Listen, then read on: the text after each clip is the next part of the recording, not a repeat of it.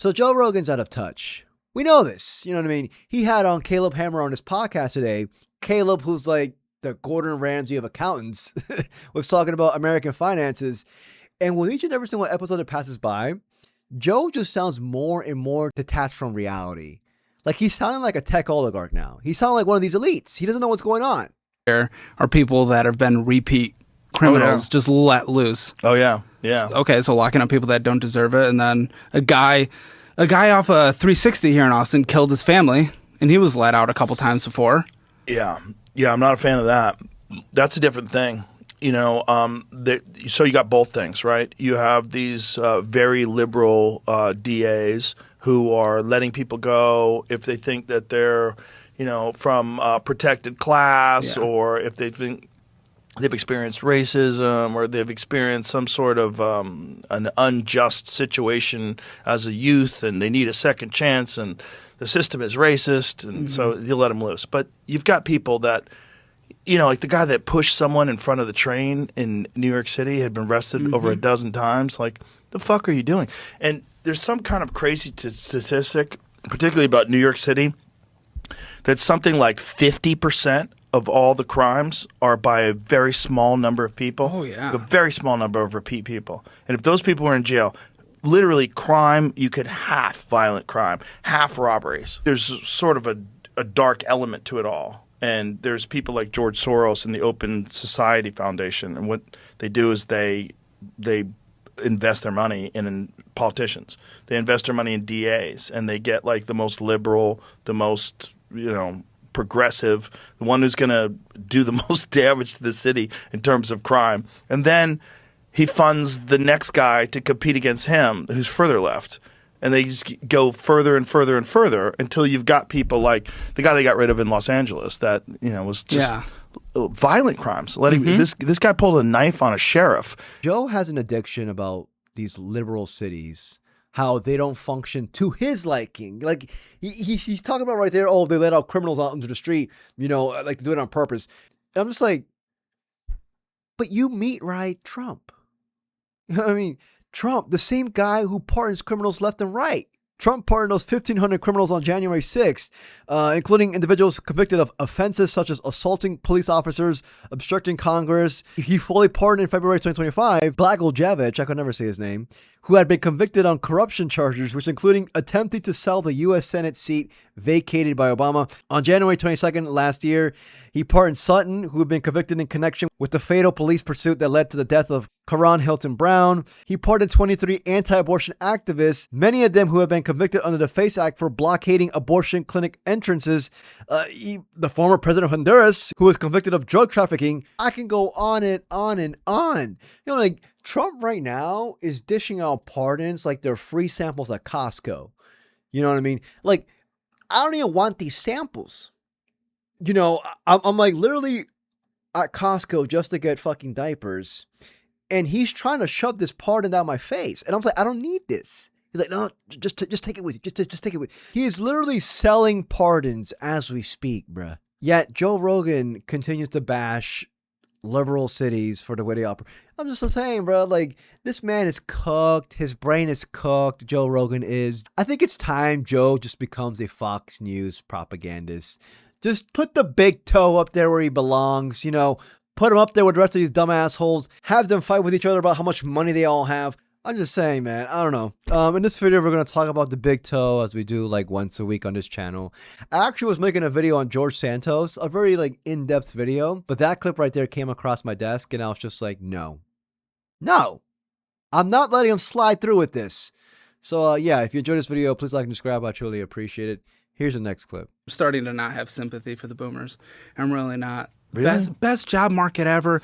Best stock market in the history of the world. Every single boomer, Gen X, whatever, that's been on my show, they lived it up and spent all their money to live the lifestyle they wanted, and they didn't even set 10% aside a month. 10% aside. They had the best housing market, college, jobs. They were set up for everything. If they just put 5 to 10% a month aside in the stock market that they had, they would be multimillionaires. Most of them would be multimillionaires. But instead, we're in a situation where I want a new BMW. Yeah. If you were 25 in 1990, you made an average U.S. salary for 40 years, saving 5 to 10% per month in the S&P 500, how much would they have now? They would have around $2 to $5 million, depending on exact assumptions. Starting with $21,000 salary. That's Shit. what I'm saying. Like, this is hard for me to. And we have the best disposable income in the history of the world. This is how crazy inflation is. The average salary in 1990 was $21,000. That's crazy. Isn't that nuts? You imagine if someone told you had to live off $21,000 today? You'd be like, oh, fuck. And yet, even still, they could retire multimillionaires. Even still, even with that. With all those millions of dollars, like Joe should invest in maybe new ears or something like that. Because I feel like the information is not getting to your brain. Like your brain right now is not reaching its full capacity. Like this man, $21,000 he's talking about, and he's like surprised and like, oh my goodness, how can people do that? There are people with a salary that's in the vicinity of 21K as of right now that are obviously struggling to get by. Like that's actually happening. Here's the minimum wage across several states, and looking at $7.25 in Alabama, it's crazy right now. It's crazy. It's super low. I live in Maryland. Here it's $15 an hour. $15 an hour roughly equates to around 31K. And that's if you work 40 hours a week and you get lucky these employers start reducing your hours, or you don't get sick. God forbid. You can't afford to get sick nowadays. You get sick, you might get evicted within 2 weeks. You're cooked. Dude, I walk around with Tylenol in my back pocket at all times. I can't afford this. But that's 31. If you get lucky, it's like pushing 30 with 15 an hour. After taxes, you get skin and bone with that. It's like 21K, Right now, my generation's finding out you got to work 2 jobs. You got to have the secondary source of income, because if you're not, you're not going to be able to make ends meet. And it sucks. It sucks saying that. It's actually really sad saying that. The number of Americans right now holding 2 full-time jobs reached 476,000 people, marking the second highest level on record.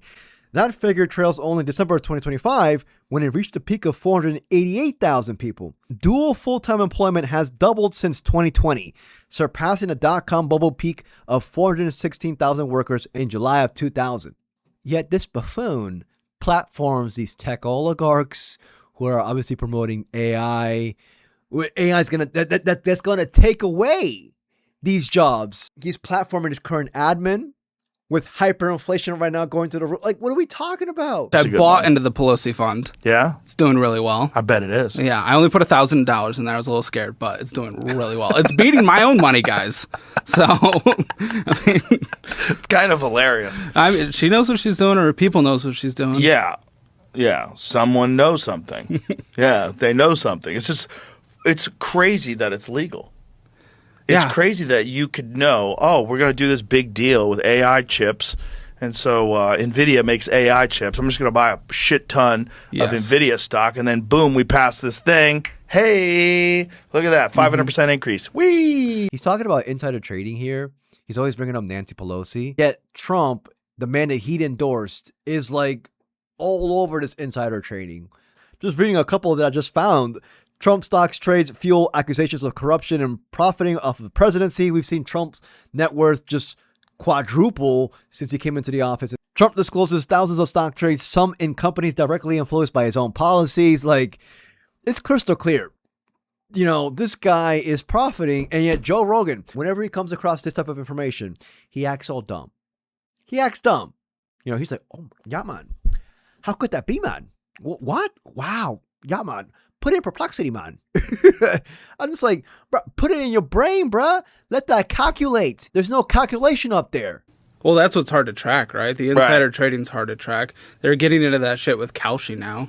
Right. Some of the people that were in the operation for Maduro in Venezuela, they're getting in trouble. George Santos. George. Did you ever have George Santos? No, but he's hilarious. Yes, he's hilarious. But big investigation just opened up yesterday or today. No, he just got a pardon for something else. He bet on he went on Instagram or something, and he was like, "Hey guys, I'm gonna 100% be at the State of the Union." 100%, I'm going to be there. Here's my seat. And then he immediately bet that he will not be at the State of the Union. Yeah. So 4 people close to him have been working with the FTC on that. Oh my God, he's retarded. Yeah. That's so After dumb. a pardon and everything. That's so dumb, bro. You got free, and you're fun. You should just do a podcast. That guy should. Yes. He could make millions doing a podcast. Yeah. He's been on other podcasts. He's good. He would be great. He's a sassy gay. He's perfect for the camera. Sassy, fun, smart, talks a lot of shit. He would be great as a host of a podcast. Don't fucking do scams like that. Yeah, insider trading. So Also, George Santos recently involved in insider trading. This dumbass. This man came out, pardoned, came out 2 weeks later. Again, in insider trading. I'm just saying, I was going to make a video about George Santos. I might make a video about him tomorrow. But also, Joe Rogan states here, oh, yeah, man, George Santos, yeah, man, this guy right here, millions of views if he does a YouTube channel. Yeah, man, you know what I mean? Yeah, man. He keeps saying, yeah, man. What the fuck? I don't know why. And it's like, George Santos has his own YouTube channel, and he's barely eclipsing 1,000 views.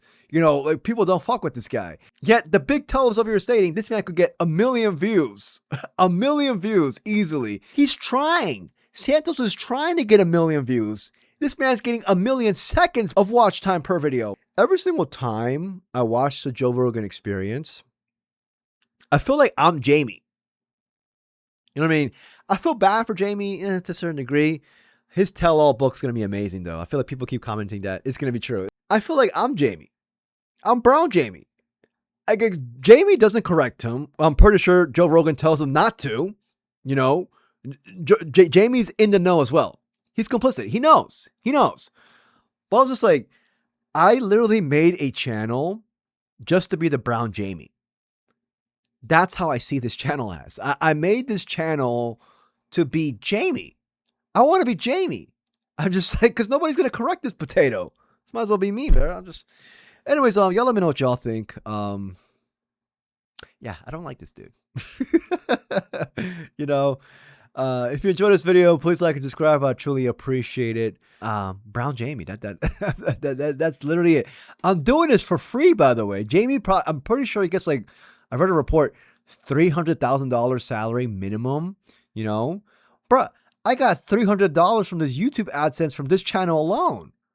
$300. Peace, y'all.